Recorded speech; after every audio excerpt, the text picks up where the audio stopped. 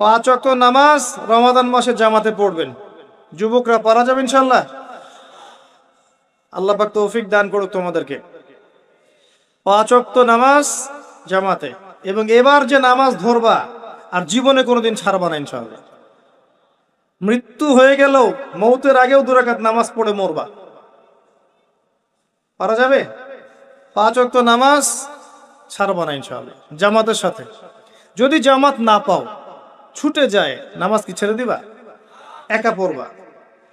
যদি একা পড়তে ভুলে গিয়েছো, ঘুমিয়ে গিয়েছো বা মনে ছিল না, যখনই ঘুম ভাঙবে তখনই নামাজ, যখনই মনে পড়বে তখনই নামাজ।